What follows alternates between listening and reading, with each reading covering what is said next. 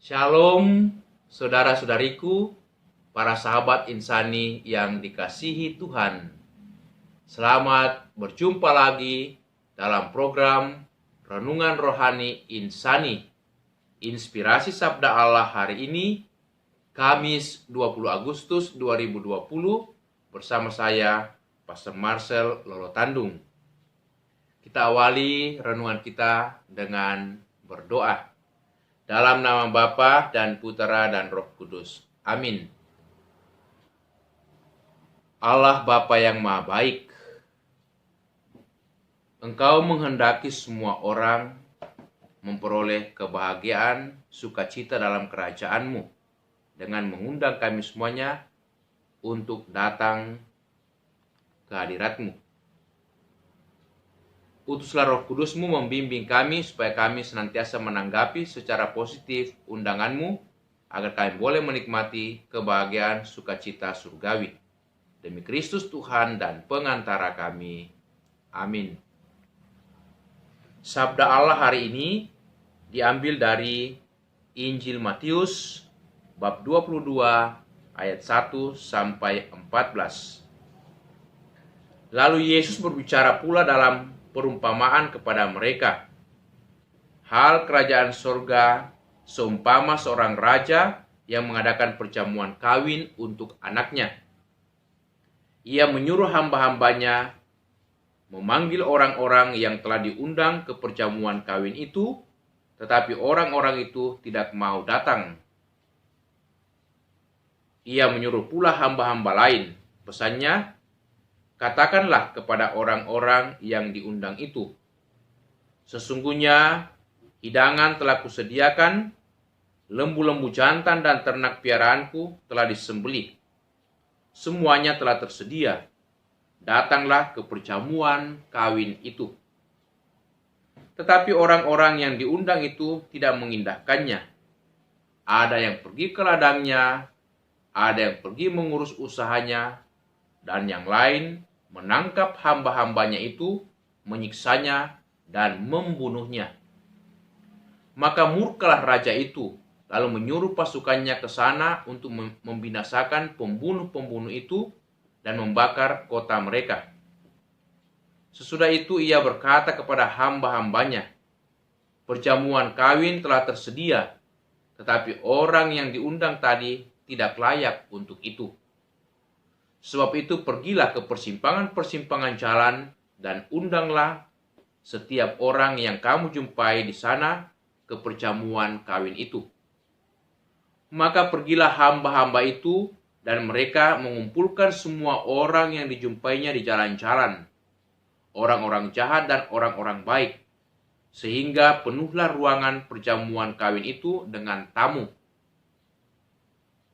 Ketika raja itu masuk untuk bertemu dengan tamu-tamu itu, ia melihat seorang yang tidak berpakaian pesta. Ia berkata kepadanya, "Hai saudara, bagaimana engkau masuk kemari dengan tidak mengenakan pakaian pesta?" Tetapi orang itu diam saja. Lalu kata raja itu kepada hamba-hambanya, "Ikatlah kaki dan tangannya dan campakkanlah orang itu ke dalam kegelapan yang paling gelap. Di sanalah akan terdapat ratap dan kertak gigi. Sebab banyak yang dipanggil, tetapi sedikit yang dipilih." Demikianlah Injil Tuhan.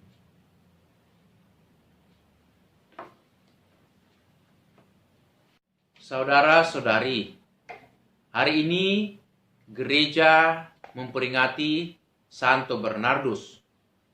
Ia digelar abbas dan pujangga gereja yang lahir di Prancis pada tahun 1090 sampai 1153. Ia sangat dihormati, dihargai oleh gereja karena sikapnya yang begitu rendah hati.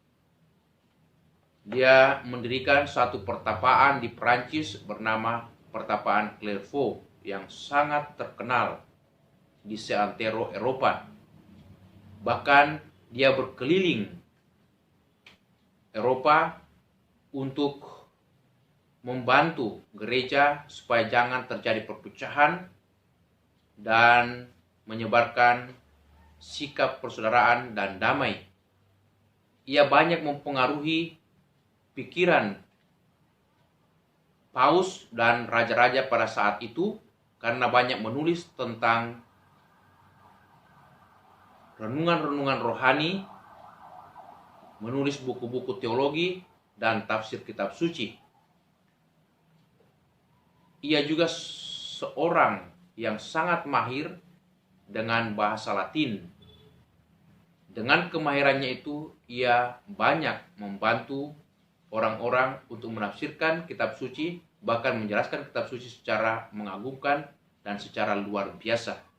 Itulah kehebatan daripada Santo Bernardus, seorang abbas dan pujangga gereja.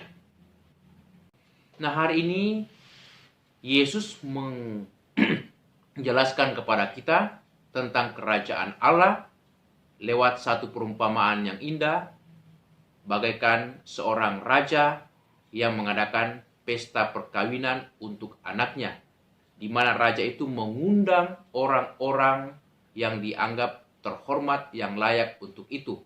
Sebab raja mengadakan perjamuan yang sangat istimewa dengan hidangan yang lesat, lembu-lembu jantan, dan segala ternak piaranya semuanya disembelih untuk memberikan kebahagiaan kepada para tamu.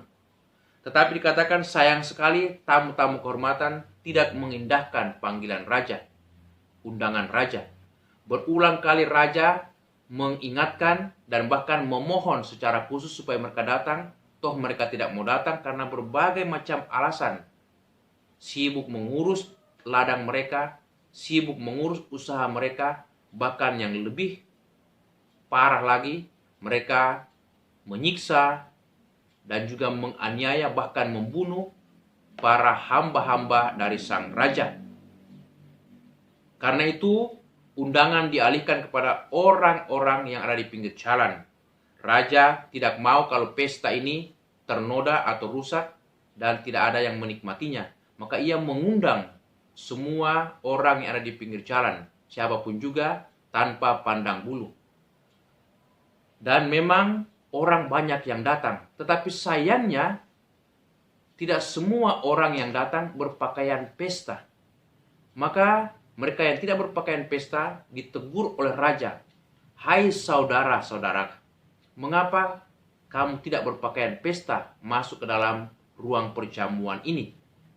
Dan mereka ini semua ditolak dan itu diusir keluar dari perjamuan.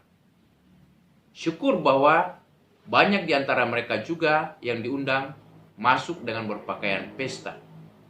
Nah, saudara-saudari, apa yang bisa kita renungkan dari peristiwa ini? Bahwa ternyata Allah menghendaki keselamatan semua orang. Dia mengundang semua orang. Bukan hanya orang-orang terhormat, tetapi juga orang-orang kecil terlupakan yang ada di pinggir-pinggir jalan. Kedua, Allah menghendaki bahwa kita menanggapi secara baik, secara positif, undangan atau tawaran Allah untuk menikmati sukacita dan kebahagiaan. Tetapi sayangnya sikap manusia berbeda-beda. Ada 3 kelompok manusia dalam hal ini sesuai dengan dikatakan dalam perumpamaan ini. Pertama, orang yang terhormat yang diharapkan oleh raja datang ke pesta itu tidak mau datang, malah menolak dan bersikap sangat keras terhadap raja. Kedua, orang yang datang tetapi tidak berpakaian pesta, itu juga ditolak oleh raja atau Tuhan. Dan yang ketiga, orang yang diundang dan datang dengan berpakaian pesta. Nah, saudara-saudari, apa artinya berpakaian pesta?